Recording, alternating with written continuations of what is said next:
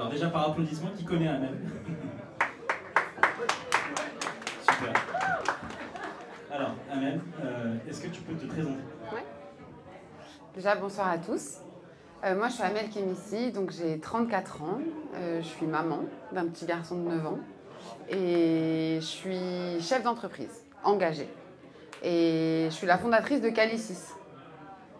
Je continue, du coup, je déroule. J'ai fondé Calicis en 2021 suite à des constats que j'ai faits sur le terrain. Je suis gestionnaire de biens en location courte durée depuis à peu près 4 ans. Et en fait, j'ai constaté pas mal de choses, et notamment le fait qu'en fait, on est face à une crise de l'immobilier traditionnel, parce que la plupart des appartements sont sur Airbnb, quand en parallèle, en fait, on a l'équivalent de 230 vélodromes disponibles en surface commerciale depuis la crise du Covid. Moi, j'ai vu une opportunité et donc j'ai créé Calicis. Calicis, c'est donc une solution de transformation de locaux commerciaux en appartements. Et donc on accompagne les propriétaires et les investisseurs de l'étude de faisabilité, en passant par la rénovation jusqu'à la gestion. La première version du business model, elle prévoyait donc 70% des biens transformés en location courte durée, donc sur Airbnb, Booking et ainsi de suite, et 30% alloués aux victimes de violences conjugales. Aujourd'hui, on est en plein pivot et notre ambition, c'est de se concentrer uniquement sur la partie sociale. Donc on est en train de passer en ESS, entreprise sociale et solidaire. Un modèle qui est beaucoup plus cohérent par rapport à la vision que je défends, tout simplement. Merci Amel. Alors moi j'avais une question à te poser, c'est quel est ton why? Quel est ton pourquoi entrepreneurial? Moi je suis une ancienne victime de violences intrafamiliales et conjugales. En général c'est lié. Et quand j'ai réussi à me sortir de tout ça, en fait j'avais un profond besoin d'émancipation. Et l'entrepreneuriat répondait parfaitement à ce besoin. Et en ce qui concerne le choix du business, je connais parfaitement les problématiques liées à la réinsertion sociale et professionnelle d'une victime. Donc il était évident que j'allais m'engager de manière significative dans cette cause. Et je ne pouvais pas arriver dès le départ en disant que je voulais faire du social. Parce que dans l'immobilier, déjà, c'est un secteur extrêmement difficile. Et la location courte durée, c'était mon produit d'appel, en fait. Mais j'ai le sentiment que...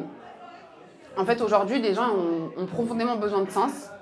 Et donc c'est pour ça que maintenant, j'assume clairement ce pivot et que je veux faire uniquement du social.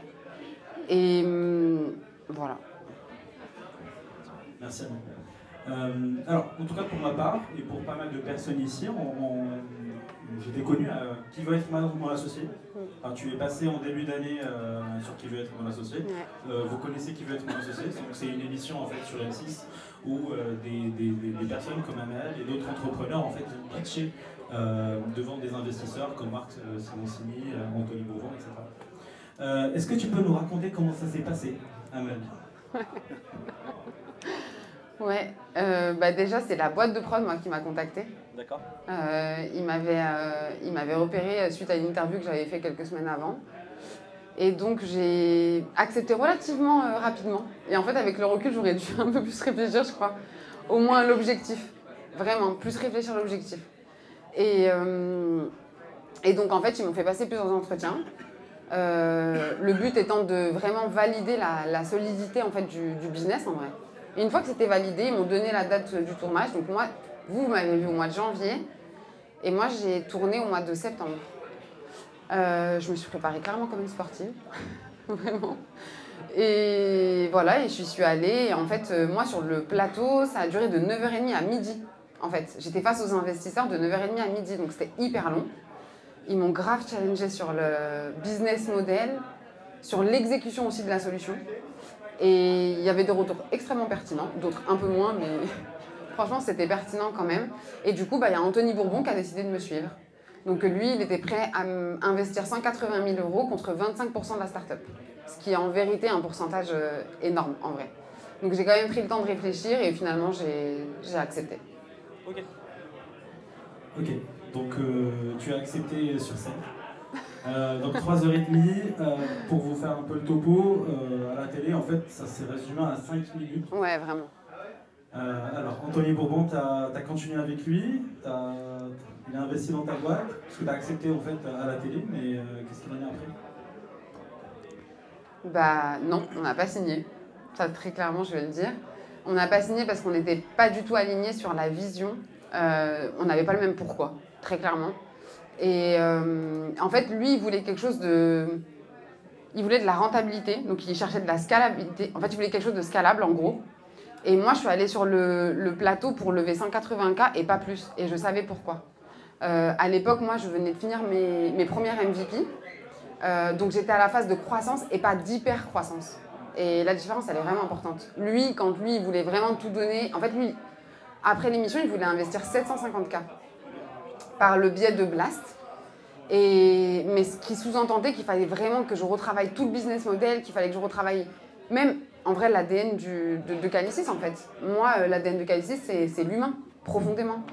Et lui, il voulait qu'on digitalise, il voulait qu'on franchise, il voulait, voilà. Et puis, du coup, on s'est vu plusieurs fois après l'émission, et j'ai aussi appris à le connaître. Et non. Donc non, on n'a pas signé, et j'ai décidé de tout arrêter, ouais. Bravo. Ouais. Bravo. Merci. Merci. Du coup, moi, parce qu'en fait, c'est une question que je me pose aussi tous les jours sur l'association, justement. Je pense qu'on se la pose tous en tant qu'entrepreneur, avec qui s'associer, pourquoi s'associer, à quel moment s'associer. Pourquoi est-ce qu'il est important de bien s'associer? L'association, c'est un mariage. Donc à partir de là, en vrai, faut quand même être un minimum en accord avec la vision, les valeurs, ce qu'on veut défendre. À partir du moment où on s'associe, en fait, c'est qu'on partage le même rêve, c'est qu'on partage les mêmes objectifs. Et du coup, même dans l'exécution, en fait, il faut qu'on soit en raccord, en fait. En fait, l'association, ça peut être un vrai vecteur d'élévation, comme un vrai vecteur de chute libre, en fait. Si on fait le mauvais choix, véritablement, on peut perdre sa société, en fait. Véritablement. Oui. Ok, très clair. Je vais avoir une dernière question. C'est par rapport à l'écosystème d'entrepreneuriat à Marseille. Alors moi, je suis nouveau Marseillais, je suis arrivé cette année, donc en fait, moi, je découvre. Et j'étais à Paris avant, et en fait, c'est vrai qu'il y a des initiatives aujourd'hui qui se font à Marseille. Je sais qu'aujourd'hui, toi, tu es pas mal présente dans des mouvements comme les Déterres. Qu'est-ce qui manque aujourd'hui à l'entrepreneuriat à Marseille? Déjà, je trouve qu'il est bien complet. Je trouve qu'en plus de ça, il y a une espèce de cohésion entre les différents acteurs et je trouve ça hyper encourageant. Je trouve que de toute façon, l'entrepreneuriat, c'est quelque chose qui est vachement à la mode. Donc la première chose que j'ai envie de te dire, c'est que d'après moi, il manque un peu de lucidité, je pense, là-dedans. Et au-delà de ça, il manque, je sais pas si ça se dit comme ça, mais de la catégorisation. C'est-à-dire que moi, perso, j'ai du mal à trouver des événements ou des organismes en fait, qui ciblés immobilier impact, en fait. Je trouve qu'on parle beaucoup d'entrepreneuriat et c'est très vaste. On a chacun nos secteurs, on a chacun nos expertises et ouais, il manque profondément de la catégorisation. Ouais, des niches, ouais. Voilà, exactement. Super. Merci à toi, Amel. Bah, merci. On applaudit Amel pour son